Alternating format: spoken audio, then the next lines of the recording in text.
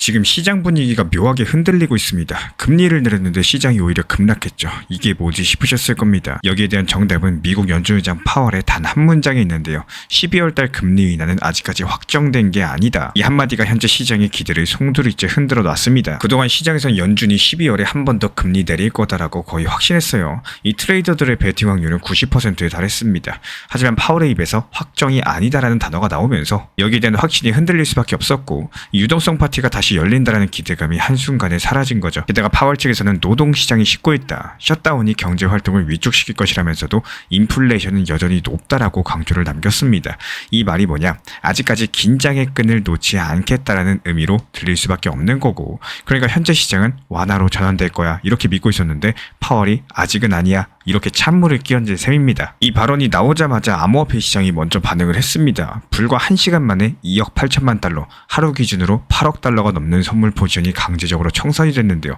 이건 단순한 조정 수준이 아니에요. 기대가 무너질 때 생기는 레버리지 청산 폭풍이었습니다. 비트코인이 단기 낙폭을 키웠고요. 이 구간에는 과거에도 고래들이 매집했던 핵심 레벨인 거고, 지금처럼 시장이 흔들릴 때 오히려 유동성을 흡수를 합니다. 가격은 흔들리지만 구조는 그대로 움직이고 있다는 거죠. 여기에서 중요한 포인트는 유동성의 방향입니다. 이번 FOMC는 금리 인하보다 더 큰 신호를 하나 줬어요.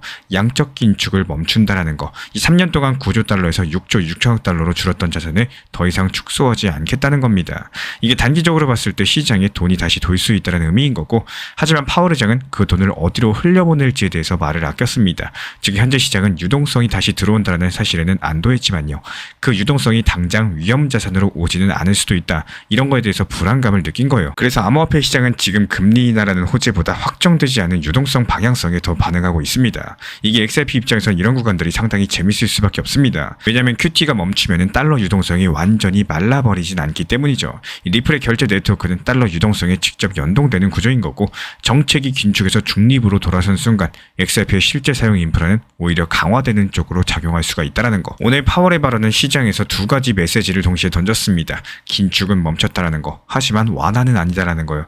그래서 시장은 혼란스러운 거고, 하지만 이런 혼란 구간이 바로 구조적인 기회로 바뀌게 됩니다. XRP가 정책 유동성과 직접적으로 엮여있는 몇 개 안 되는 실제 사용 자산인 거고, 단기적으로 흔들리겠지만 QT가 멈춘다는 거는 결국에 달러가 다시 흐르기 시작한다는 뜻입니다. 이런 돈들이 시간이 지나서 제도권 결제망으로 들어올 때 그 안에 브릿지가 바로 XRP가 될 가능성이 크다라는 거예요. 지금은 공포랑 혼란의 구간이겠지만 이 구조는 이미 방향성을 바꾸고 있습니다.